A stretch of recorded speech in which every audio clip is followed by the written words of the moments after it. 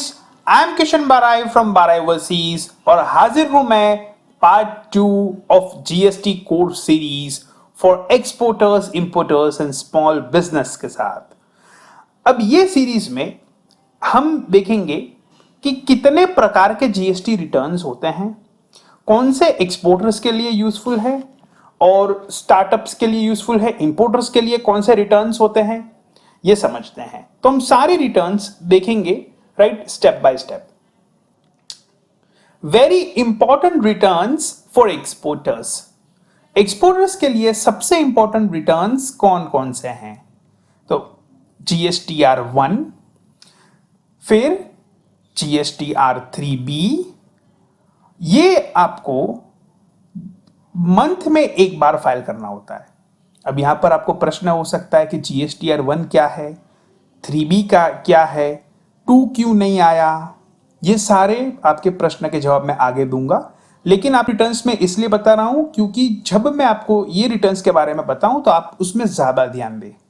ठीक है, तो GSTR1 आपको महीने में एक बार फाइल करना होगा, GSTR3B भी आपको महीने में एक बार फाइल करना होगा, यानी कि 2 रिटर्न्स आपके हुए एक महीने में। तो यानी कि GSTR1 फाइल करने के बाद GSTR3B आप फाइल करोगे, ये 2 रिटर्न्स इन अ मंथ हो जाएगा, तो टोटल आपके 24 रिटर्न्स हुए। ठीक है, और इसके साथ एक और रिटर्न जुड़ेगा, वो है GSTR9। यानी कि एक आम एक्सपोर्टर 25 रिटर्न्स फाइल करता है एक साल में। इसमें आपको बहुत सारे लोग ऐसे भी कहेंगे कि आप quarterly return file option choose कर लो, तो आपको 3 मंथ्स में एक ही बार रिटर्न फाइल करना पड़ेगा। एक्सपोर्टर्स के लिए इतना यूजफुल नहीं है। क्यों? क्योंकि हमको रिफंड का एप्लीकेशन भी करना पड़ेगा। राइट, आज मैंने रिटर्न फाइल कर दिया, अब नेक्स्ट 3 मंथ्स नहीं फाइल कर पाऊंगा, तो मेरा रिटर्न जो है वो क्लेम में मेरा प्रोसेस आ सकता है, दिक्कत हो जाएगा, क्योंकि अब मुझे नेक्स्ट मंथ में मेरा शिपमेंट हुआ, मुझे तुरंत रिफंड चाहिए उसका। ठीक है, तो एक्सपोर्टर पहले से हैबिट रखे कि 25 रिटर्न भरने पड़ेंगे उनको साल में टोटल। आपको ये लग रहा होगा कि ये तो बहुत डिफिकल्ट है, चैलेंजिंग है। दोस्तों, आप हिसाब रोज का नहीं रखते, राइट? रोज का हिसाब आप रखते हो, उसी से ही आप रिटर्न भर पाओगे। तो इतना डिफिकल्ट भी नहीं है जितना आप समझते हो, ये हम आगे सीखेंगे, समझेंगे। लेकिन कोई भी बिजनेस जो होता है, आमतौर पे एक रनिंग बिजनेस, चाहे एक्सपोर्ट्स की अगर अलावा डोमेस्टिक में बिजनेस की बात करूं, ई कॉमर्स एक्सपोर्ट्स की बात करूं या ई कॉमर्स डोमेस्टिक लेवल की बात करूं, 25 रिटर्न ऑलमोस्ट उनके आते हैं। ठीक है, वो क्वार्टरली मोड भी चूज कर सकते हैं, लेकिन my advice would be 25 return in a year, that would be advisable even for a startups. ठीक है, तो आगे बढ़ते हैं। GSTR1 क्या है? GSTR1 contain the details of all sales and supply of goods and services made by the taxpayer during the tax period। यानी कि यहां पर हमने जो सेल्स किया है, हमने जो बेचा है, उनकी इंफॉर्मेशन GSTR1 में देते हैं। याद रखिए दोस्तों, यहां पर हम पूरा हिसाब नहीं देते, केवल किन का हिसाब देते हैं? सेल्स का। मैंने जो बेचा है वही ये चीज यहां पर मैं मेरे रिटर्न्स में शो करूंगा, चाहे वो एक्सपोर्ट्स भी हो, डोमेस्टिक लेवल में भी काम हो, ई कॉमर्स एक्सपोर्ट्स हो, डोमेस्टिक लेवल पे ई कॉमर्स हो, जो भी हो। GSTR1 will only contain the sales information, purchase का नहीं, ओनली सेल्स। ठीक है, आगे बढ़ते हैं रिटर्न्स में। वो है GSTR2। GSTR2 is a purchase return that is required to be filed by every GST registered person if required। Right, bracket में यहां पर लिखा है if required, यानी कि GSTR2 एक परचेस रिटर्न है। ठीक है, यहां पर आप अपना परचेस का एंट्री डाल सकते हो कि ये चीज मैंने खरीदा है। नॉर्मली जो डोमेस्टिक लेवल पे काम करते हैं और एक्सपोर्ट लेवल पे भी काम करते हैं, वो GSTR2 नॉर्मल केस में फाइल नहीं करते। अब आप कहोगे कि सर ऐसा क्यों है कि हम परचेस को दिखाना ही नहीं है, केवल सेल्स आपने बात कही। और अगर हम इंपॉर्टेंट रिटर्न की भी बात करें तो जीएसटीआर 2 एक इंपॉर्टेंट रिटर्न्स में नहीं है, राइट। जीएसटीआर 1 है, 3B है और केवल जीएसटीआर 9 है। 2 की बात हमने नहीं की। क्यों? क्योंकि there is an option of 2A। अब ये दोस्तों मैं बताता हूं, फिर 2 में वापिस आ जाते हैं। जीएसटीआर 2 क्या है? Is a purchase related dynamic tax return that is automatically generated for each business by the GST portal. यानी कि 2A ऐसा है जो ऑटोमेटिकली फिल हो जाता है पोर्टल में, ये आपको करने की जरूरत नहीं है। तो 2A ऑटोमेशन में क्या है, कैसे ऑटोमेटिक फिलअप हो जाता है, उनको पता चल जाता है कि आपने ये परचेस किया है। कैसे? आप जब बेचते हो तो आप कुछ चीज खरीदे तो होंगे, ठीक है। तो आपने जो जिससे खरीदा होगा वो अपना बेचने का एंट्री डालेगा, राइट। वो भी अपना जीएसटीआर 1 कहेगा तो वो बेचेगा कि मैंने ये चीज जो है वो किशन 12/12 ओवरसीज को बेचा, ठीक है। तो उन्होंने जो बेचने का एंट्री डाला है वो आपका ऑटोमेटिकली जीएसटी कैप्चर कर लेगा आपका परचेस में, राइट। क्योंकि आपको क्रेडिट लेना होगा तो आपने जीएसटी नंबर अपना परचेस में दिया होगा आपके B2B ट्रांजैक्शन में। तो ये चीज क्या है कि ये ऑटो पॉपुलेट हो जाती है और उनको पता चल जाता है कि ये चीज आपने परचेस की है इस पर्सन से, ठीक है। तो ये ऑटोमेटिक है। अगर ऑटोमेटिक में आपको नहीं दिखता है आपका परचेस आपने किया है, वो ऑटोमेटिक में रिफ्लेक्ट नहीं होता है, तभी बात आती है 2 की, राइट। तो कौन सी ऐसी एंट्रीज हो सकती है, आप सोच के बताइए, कि जहां पर ये ऑटोमेटिकली रिफ्लेक्ट ना हो। आमतौर पे आप जो भी परचेस करते हो वो जीएसटी वाले वेंडर से करते हो क्योंकि आपको क्रेडिट लेना है, ठीक है, वरना आपको क्रेडिट मिलेगा नहीं। इनपुट टैक्स क्रेडिट क्या है दोस्तों? बेसिक मेरे 1 to 20 वीडियो सीरीज देखिएगा, और एक जीएसटी स्कैम रिलेटेड वीडियो है उसमें भी मैंने बात की है, तो वो आप देखिएगा तो आपको पता चलेगा। We need to avail the input tax credit. तो हम जीएसटी रजिस्टर्ड पर्सन से हमारा जीएसटी दिखा के लेंगे तो ऑटोमेटिकली आ जाएगा। लेकिन आप जस्ट सोचिए दोस्तों कि अगर मैं इंपोर्ट करता हूं कुछ चीज, मैंने चाइना से कुछ चीज मंगाया, मैंने कोरिया से कुछ चीज इंपोर्ट किया, तो क्या चाइना का सप्लायर यानी कि चाइनीज एक्सपोर्टर क्या जीएसटी में रजिस्टर्ड होगा? बिल्कुल नहीं, वो नहीं होगा। तो उस केस में हमको खुद को बताना पड़ेगा कि ये परचेस में किया हूं, ठीक है। वहां पर आपको अपनी बिल ऑफ एंट्री का डिटेल देना पड़ेगा कि ये देखिए ये चाइना से मैं खरीद के लाया हूं, क्योंकि चाइना वाले ने जीएसटी नहीं होगा तो उन्होंने यहां पर फाइल नहीं किया होगा GSTR 1। So in that case you need to show your purchase, ये देखिए ये परचेस है, ये मैंने इतना ड्यूटी भरा है, ड्यूटी में जीएसटी होता है, उसका मुझे क्रेडिट चाहिए होगा, राइट। तो आपको यहां पर वो चीज डालनी होगी जीएसटीआर 2 में। तो खास करके इंपोर्टर्स ध्यान में रखे, उनके लिए जरूरी है, ठीक है। फिर क्या आते हैं हमारे पास, इंपोर्टर्स आते हैं, बताते हैं sir we are not able to get the credit, ये वो, right. GSTR 2 important for importers.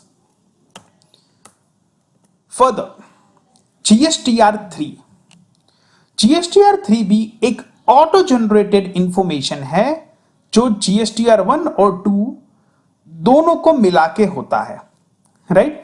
और मेनली हमारे लिए इंपॉर्टेंट चीज आती है in order to fill up an file, that is GSTR 3B। ये दोस्तों इंपॉर्टेंट रिटर्न में मैंने मार्क किया है, ठीक है, हमारे लिए बहुत इंपॉर्टेंट है। यहां पर आप एक्चुअली सरकार को पैसा देते हो, जीएसटी देते हो अपनी लायबिलिटी का, ठीक है। तो आपको क्या है, जीएसटी आप जब बिल बनाते हैं, कस्टमर से जीएसटी चार्ज करते हैं, तो वो जीएसटी आपको सरकार को भरना होता है। अब यहां पर कोई लोग ऐसा कहेगा मेरा तो कोई सेल्स तो है ही नहीं, मेरा कोई टर्नओवर भी नहीं है, तो भी मेरे को यह करना पड़ेगा। यस, अगर आपका सेल्स टर्नओवर 0 है या आपका लायबिलिटी पे नहीं करना होता है, आप एक्सपोर्टर हो, आपने जीएसटी कस्टमर से चार्ज नहीं किया है, देन ऑल्सो आपके लिए GSTR 1, GSTR 3B and GSTR 9 25 return जो मैंने कहे वो आपको भरने ही चाहिए।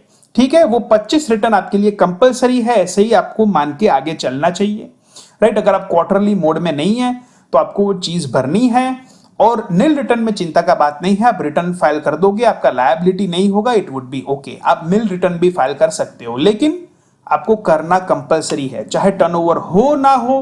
ध्यान रखें, GSTR 1, GSTR 3B and GSTR 9, 25 returns ध्यान रखिए, ठीक है। अब आता है जीएसटीआर 4, जिसको अब नाम से जाना जाता है CMP08। ये एक कंपोजिशन डीलर के लिए है। कंपोजिशन डीलर दोस्तों ऐसा है कि वो कस्टमर से जीएसटी चार्ज नहीं करना चाहता, वो ऐसा डीलर है। तो आप सोच रहे होंगे कि ऐसा सर कैसे पॉसिबल हो सकता है कि कोई डोमेस्टिक में बेचे और जीएसटी चार्ज भी ना करे। देखिए दोस्तों, ये कंपोजिशन डीलर कर सकता है, इसके लिए गवर्नमेंट ने गाइडलाइंस बनाई है। कंपोजिशन डीलर का मुद्दा ऐसे एक्सपोर्टर इंपोर्टर इतना इंपॉर्टेंट नहीं है, सो मैं ज्यादा डिटेल्स में उसमें नहीं कहूंगा। लेकिन कंपोजिशन डीलर के बारे में आप YouTube सर्च, गूगल सर्च कर सकते हैं, आपको जानकारी मिलेगी। मैं आपको बेसिक्स बात बता दूं ताकि आप जब स्टडी करो तो आपको ज्यादा पता चले। कंपोजिशन डीलर कस्टमर से जीएसटी बिल में चार्ज नहीं करता, ठीक है। वो केवल प्रोडक्ट के भाव लेता है, जीएसटी नहीं लेता है। लेकिन उनको ये चीज करने के लिए अपनी इनपुट टैक्स क्रेडिट गंवानी पड़ेगी, यानी कि वो जो परचेस के वक्त जीएसटी पे करता है सप्लायर को आवेगा, राइट, और वो एडजस्ट कर सकता है, ऐसा नहीं होगा, ठीक है। ये सीमित टर्नओवर के लिए ये फैसिलिटी है, और ये बहुत ही कम लोग उपयोग करते हैं। एक्सपोर्टर इंपोर्टर के लिए तो ये चीज है ही नहीं, right, because we want to take the refund and everything that aspect, हमारे लिए ये चीज इतना इंपॉर्टेंट नहीं है। लेकिन you can Google about it to gain more information. अगर आपको इसमें और कंफ्यूजन है तो पूछ सकते हैं, मैं उसमें आपको गाइड कर सकता हूं फर्दर। वो है GSTR 5। GSTR 5 is a return form that has to be filed by a non-resident foreign taxpayer who is registered under GST। ध्यान रखिए दोस्तों, ये non resident foreign tax payer के लिए है, ठीक है। यानी कि एक नॉन रेसिडेंट है, वो रजिस्टर्ड किया है इंडिया में, और वो रजिस्टर्ड पर्सन को प्रोडक्ट सेल कर रहा है। जो जीएसटी रजिस्टर्ड पर्सन है इन इंडिया में, उसको प्रोडक्ट दे रहा है, तो उनको भी जीएसटी फाइल करना पड़ेगा, because you are providing the service in India, भले ही आप अब्रॉड में बैठे हो, ठीक है। तो आपके लिए यह फॉर्म होगा जीएसटीआर 5, ठीक है, और ये आपको भरना ही है, because you are earning from India, you have to pay in India as a tax, ठीक है। आपको लायबिलिटी भरना है, यह है जीएसटीआर 5। फिर है जीएसटीआर 5A। ये क्या है समझते हैं। GSTR 5A is a return form to be filed by non-resident who provides the service from a place outside India to a person in India to unregistered person or non-taxable customers। तो 5A जो है ये क्या है, example के तौर पे ही समझाता हूं, तुरंत समझ में आ जाएगा। आप बाहर गए हो, ठीक है, आप फॉरेन कंट्री में एस्टैब्लिश्ड हो, ऐसे पर्सन को सर्विस दे रहे हो जो इंडिया में रजिस्टर्ड नहीं है, यानी कि उसका जीएसटी नहीं है। हो सकता है उनका बिजनेस रजिस्टर्ड हो, उद्यम आधार लिया हो, बैंक अकाउंट हो, ठीक है, लेकिन उनका जीएसटी नहीं है। तो उस केस में आप उसको सर्विस दे रहे हो, then also you are right liable to pay the tax, right में, ठीक है। आप कॉपी राइटिंग का सर्विस दे रहे हो, कॉपी राइटिंग या कंटेंट राइटिंग, आपकी राइटिंग अच्छी है, स्किल अच्छी है, आप फॉरेन में हो, ठीक है, और आप यहां पर इंडिया के लोगों को सर्व कर रहे हो। अब इंडिया के लोग अभी रजिस्टर्ड हुए ही नहीं, क्योंकि आपसे भी कंटेंट लेंगे, वेबसाइट बनाएंगे, बिजनेस रजिस्टर्ड करेंगे, हो सकता है, या अभी स्टार्ट नहीं किए, थोड़ा बिजनेस रजिस्टर किया है लेकिन अभी उनका पूरा एक्सपोर्ट का रजिस्ट्रेशन नहीं है, जीएसटी वगैरह नहीं है, ठीक है, और आपने उनके लिए कंटेंट राइटिंग प्रोवाइड सर्विस की, ठीक है। अब आप उनसे पैसा भी चार्ज कर रहे हो, तो सरकार क्या कहती है कि भाई इंडिया से आप पैसा लेके जा रहे हो तो टैक्स तो दो, राइट, हमको टैक्स तो दो, तो आप जीएसटीआर 5A भरो, ठीक है। तो डिफरेंस क्या है?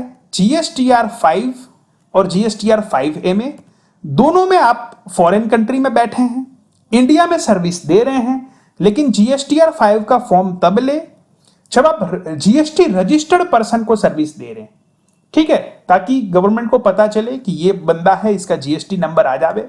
और अगर सामने वाला इंडिया यानी कि इंडिया का पर्सन रजिस्टर्ड नहीं है और आप फॉरेन में हो, आपको 5A भरना है if he is not registered. Not registered नहीं है इसका मतलब ये नहीं है कि आपको टैक्स नहीं भरना है, ठीक है। You have to pay the appropriate tax to the government in a form of GST, ठीक है। आगे बढ़ते हैं। GSTR 6. GSTR 6 is a monthly return for input service distributors to provide the details of their distributed input tax credit and inward supplies. तो क्या है दोस्तों input service distributors? इसको थोड़ा डिटेल से समझना पड़ेगा, right, in order to understand this return. तो पहले समझते हैं इनपुट सर्विस डिस्ट्रीब्यूटर। इनको समझने के लिए एक एग्जांपल लेते हैं। लेट अस अज्यूम कि आपके 4 डिफरेंट स्टेट्स में ऑफिस है, ठीक है। एक ऑफिस आपका है गुजरात में, दूसरा ऑफिस आपका पुणे में है, तीसरा ऑफिस है आपका ओडिशा में, चौथा है हरियाणा में, ठीक है। हो सकता है दोस्तों ये आप इम्पॉसिबल ना माने, जैसे लोगों का बिजनेस बढ़ता है ये स्टेट पे पहुंच जाते हैं, आईएसडी इज फेमस, ठीक है। तो यहां पर आपका 4 डिफरेंट स्टेट में ऑफिस हो गया। अब एक आपने एक ऐसा ऑफिस बनाया है जिसको आप आईएसडी कहते हो, you can registered them as an ISD. तो ये आपका दिल्ली का ऑफिस है, that is an input service distributor, right. तो ये आपका जो दिल्ली बेस्ड ऑफिस है ये क्या है? इनपुट सर्विस डिस्ट्रीब्यूटर है। अब ये दिल्ली बेस्ड ऑफिस है, ये आपने क्यों बनाया? इसको आईएसडी क्यों बनाया? ताकि ये एक ऑफिस कुछ ऐसी सर्विस ले सके जो आपके सभी स्टेट्स के ऑफिस को रिक्वायर्ड हो और वो उनको डिस्ट्रीब्यूट कर सके।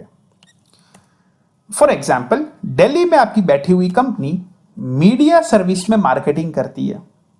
फॉर एग्जाम्पल, सारे पेपर बेस्ड दिल्ली में हैं, वहां से आपको सस्ते एड्स मिल सकते हैं। मीडिया हाउस दिल्ली में है, ठीक है, मार्केटिंग के लिए अच्छा है।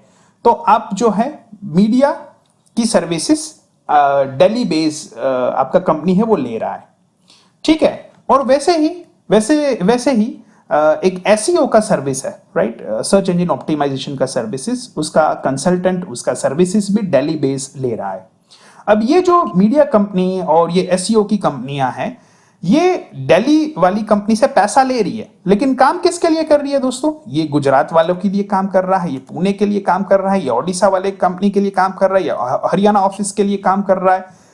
तो दिल्ली के लिए कोई काम नहीं कर रहा, दिल्ली केवल पैसा दे रहा है, मीडिया हाउसेस को मैनेज कर रहा है, एसईओ को मैनेज कर रहा है, बिजनेस के प्रमोशन को लिए काम कर रहा है। यहां पर ऐसे आईएसडी हमने एग्जाम्पल रखा और यहां पर सारे सर्विसेज दिए जा रहे हैं, क्योंकि इसी एक गुजरात की ऑफिस के लिए बंदे के लिए बार बार मीडिया हाउस से मिलना मुश्किल है, पुणे के लिए बार बार जो है वो एसईओ का अपडेट्स लेना, फिर वही चीज ओडिशा वाला को रिपीट हो जाएगा, पेपर एड वगैरह बहुत मुश्किल है। तो इसके लिए क्या है, बड़ी कंपनी एक ही ब्रांच रखती है, right, in order to manage their advertisement in each and every entire state for their respective branch, और जो है उनको आईएसडी बना देती है, वो टीम को, वो ब्रांच को, ऑफिस को, और वो जो है ऐसा वर्क करती है।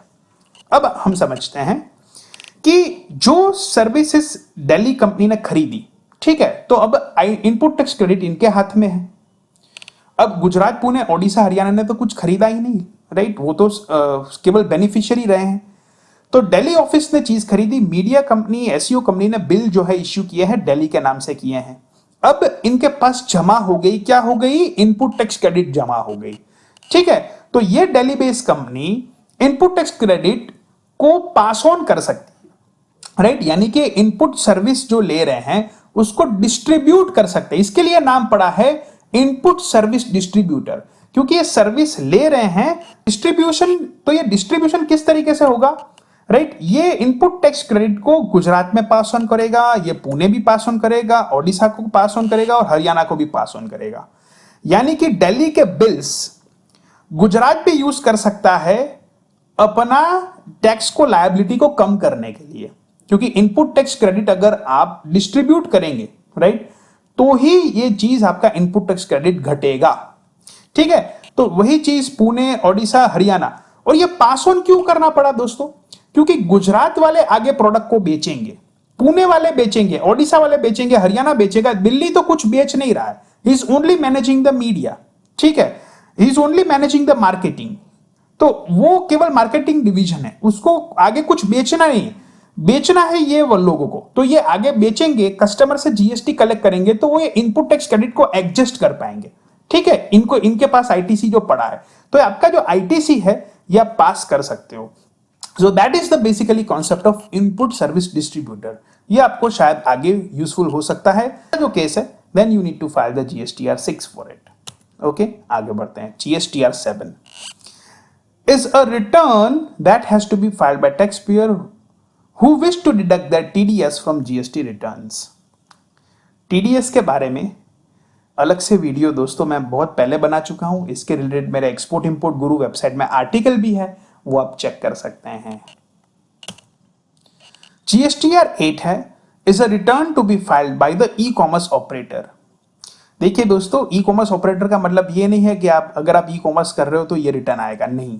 ई कॉमर्स ऑपरेटर मतलब जो अमेजोन है, फ्लिपकार्ट है, मिंत्रा है, ऐसे जो लोग हैं, ऐसा कंपनियां हैं, इनके लिए है, जिसके पोर्टल में दूसरे लोग आते हैं बेचने के लिए। ठीक है, अगर आपका ई कॉमर्स वेबसाइट होगा तो आप खुद बेचते होंगे। ठीक है, तो ये रिटर्न्स आपके लिए नहीं है, आपके लिए नॉर्मल रिटर्न्स ही जाएंगे, जीएसटीआर 1, 3B एंड 9। ठीक है, तो ये चीज जो है ये मेनली अमेजोन जैसी वेबसाइट्स के लिए है कि they are basically the ecommerce operator, जो ऐसा प्लेटफॉर्म दे रहे हैं कि आओ हमारे प्लेटफॉर्म में आओ बेचो। जीएसटीआर 9 ये चीज सभी के लिए इंपॉर्टेंट है। इज अ डॉक्यूमेंट और statement that has to be filed once a year by a registered tax payer. साल में एक बार आपको भरना है। ठीक है, कोई भी रजिस्टर्ड टैक्स पेयर है, भरो। ठीक है, तो सबके लिए इंपॉर्टेंट है ये। जीएसटीआर 9 है। 9 है क्या है? Is a annual return that has to be filed by the business owners who are the part of the composition scheme. Composition scheme में अगर हो तो आपके लिए रिटर्न्स डिफरेंट है। ठीक है, जो मैंने कंपोजिशन स्कीम का कहा दैट इज जीएसटीआर 4, इट के बारे में भी बताया था, और ये जीएसटीआर 9 है, that is for it. Then GSTR 10. GSTR 10 is the return to be filed by the registered taxable person who have opted for the cancellation of the GST registration. अगर किसी कारणवश आपका जीएसटी कैंसिल हो जाता है या आप कैंसिल करवा देते हैं, तो इसका मतलब ये नहीं है कि आप टैक्स लायबिलिटी से बच गए। जो आपने, अगर आपका बिजनेस ट्रांजेक्शन ऐसा बना है जिसमें आपको टैक्स लायबिलिटी है, अगर आपने कस्टमर से जीएसटी कलेक्ट किया है तो आपको जीएसटी पोर्टल में भरना होगा जीएसटी। तो भले ही आपके लिए विंडो और जगह पे क्लोज हो गई है, लेकिन आप जीएसटीआर 10 को भर सकते हैं। एक स्टूडेंट मेरे पास ऐसा आया था कि जिसका 6 महीने के बाद जीएसटी कैंसिल हो गया। अब देखिए दोस्तों, अगर आप वॉलेंटरी रजिस्ट्रेशन मोड चूज करके जीएसटी रजिस्टर करते हो, जीएसटी में अगर आपने पार्ट 1 देखा है तो मैंने उसमें बताया है कि what should be your reason for registration. हमने इंटरस्टेट सप्लाई रखा था, ठीक है, because we want to export and also want to do some domestic trade in different states, right, क्योंकि आप ई कॉमर्स करेंगे तो हर जगह से ऑर्डर आएंगे।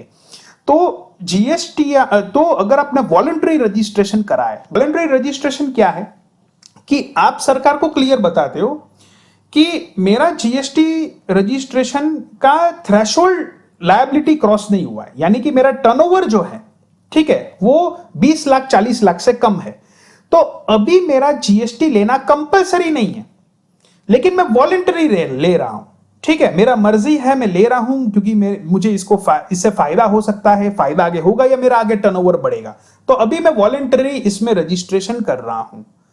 अगर ऐसा मोड है दोस्तों, तो उसमें काफी लोगों को दिक्कत आई है। अगर आपने वो चूज किया है तो 6 महीने में कोई ट्रांजैक्शन नहीं होता तो सरकार कहती है भाई क्यों वॉलंटरी ले रहे हो, आपका ना तो ट्रांजेक्शन हो रहा है, आपने कोई फॉर्म भरा है, ना आपने रिटर्न्स भरे हैं, कुछ भी नहीं है, then also you are doing voluntary. तो कई जगह पे लोगों को इश्यू आए हैं कि उनके जीएसटी कैंसिल हो गए, अब उनको लेट फी हुआ, उन्होंने फाइल नहीं किया रिटर्न्स, ये सब भी उनको भरना पड़ेगा, then that they can pay विया GSTR 10।